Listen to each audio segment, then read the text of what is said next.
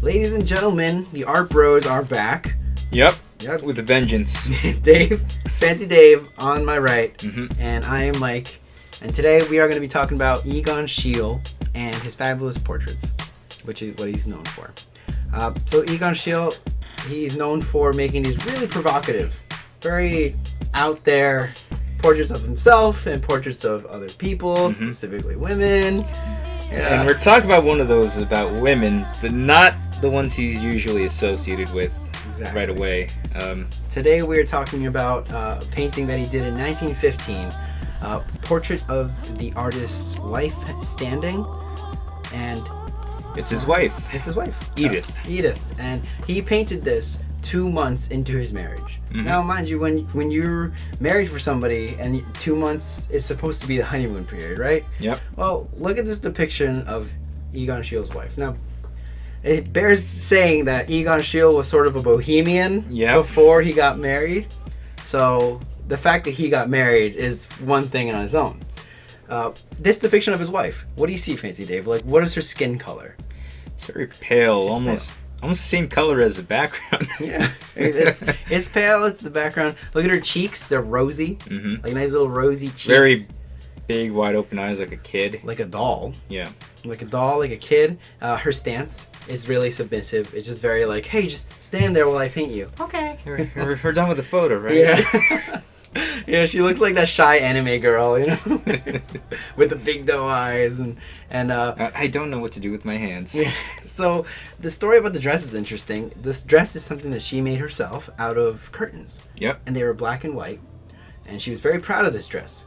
So what Schiele did is took that dress that she was very proud of and made it his own in this painting, because it's not black and white. It's multicolored, and honestly, it is the only thing that has life in this painting. It is. So why did Schiele depict his wife like this? It's 2 months into their marriage. He should be ecstatic, you know. They should be young lovers in love. He was only in his early 20s when they got married. Yeah, the thing to note about Edith is, as I was finding out, is she was more middle class, and as one article wrote it, vapidly middle class. Vapidly? What does vapidly mean? Like, it's just very... Like, just vapidly. Like, her father was a locksmith, you know? Yeah. Bam, that's it.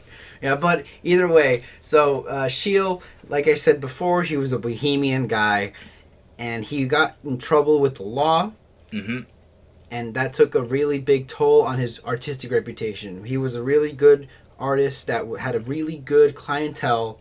Making names with like, certain people. Yeah, names like Gustav Klimt, names like Max Oppenheimer. Those are names you associate with Schiele.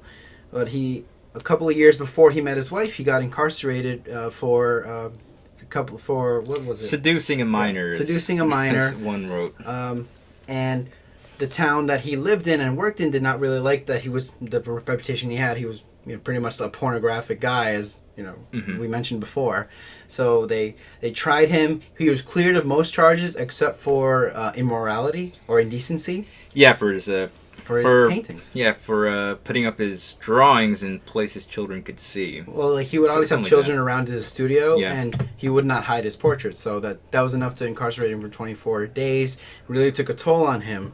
And so when he got out, he wanted to get back in favor with the public. He wanted to win his public back. So what do? You marry someone from the middle class, exactly. the bourgeois. You marry someone who society expects you to marry. That's what it is. And that's why I believe we have this sort of childlike, doll-like depiction of his wife. But now that you brought up the dress, I did not know he applied his own colors rather than the black and white. Yeah.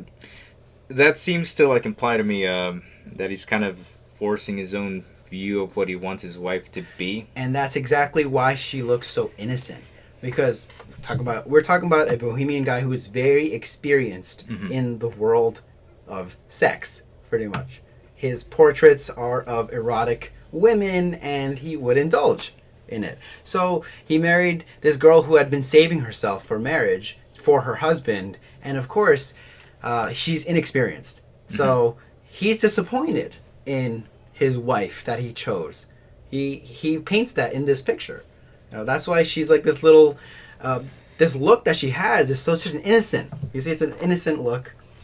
She's a little. I like to think that she's portrayed like a little toy, like a little doll, because that's pretty much what he used her for. Mm-hmm. He used her to get status, to reclaim his status as like a with the public. Also, he rushed the wedding because he got drafted into the military.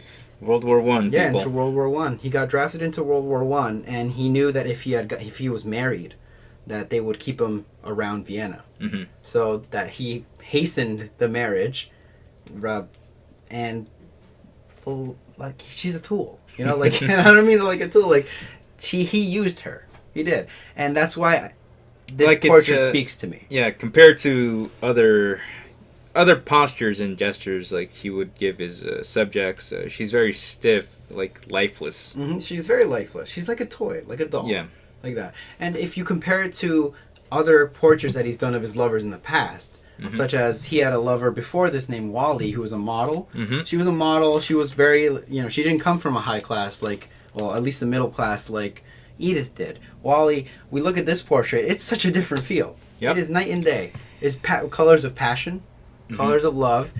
He's got her legs exposed, and more in the tradition of what he's known for.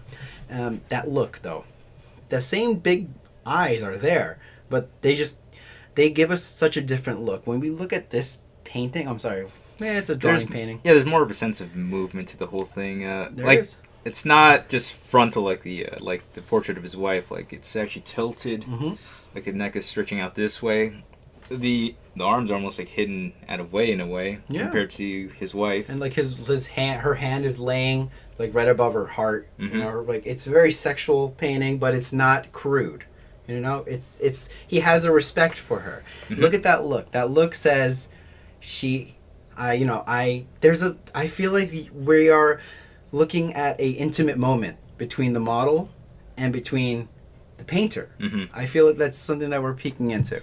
So, like I said, it's a night and day feel. There's such a different feel. There was more passion in this one. There was more energy in this one.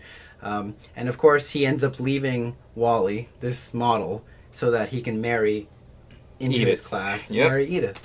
And that whole story, honestly, is something that if you guys just Google it or something, it's something that you should really look into. He left Wally when he met Edith, and he actually proposed to Edith and wanted to continue seeing Wally, and she was not having that. She was not. No, she was not. And eventually, she leaves him so that he can be with his new wife. And she dies a couple of years later, but so does Schiele and Edith. Everyone just dies of scarlet fever or the Spanish flu.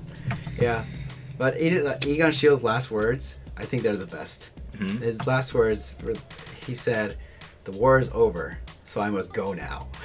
Because he died like right after World War I ended. Well, yeah. So sad. So it's just a brief history of Egon Schiele right there. I want to cover him some more in other episodes and whatnot, but this is the duality of these portraits and the duality within the artist himself. I think that's something that I really like about both these whatchamacallits. But what do you think? I guess this just shows the mindset of an artist, like at a certain junction in his life. Yep. Maybe I can make this work. Yeah. Maybe that's what the dress represents by adding some color in there. Yeah, I agree. And a couple of years later, he features her in more portraits that are more sexual, like a more open like that, but they never reached the level that he had with his girlfriend before, with Wally before. So anyways, short episode right there. Yep. Guys, just like us, subscribe to us on YouTube, like us on Facebook. We're on Twitter. Yep, we're on Twitter. What's our handle? It's @art_bros. Nice. Yep. Very nice. You'll hear from us through that way. Like I said, if you share our videos. Share our videos. That would help a lot. Leave comments. We would love to get a dialogue started with you guys and tell us what you want to see. Tell us what you want us to review. We'd love to do that for you guys. All right. So, anyways, Mike, Fancy Dave, the Art Bros signing off, and we'll see you next time. Yep. Till next time. All right. So peace out.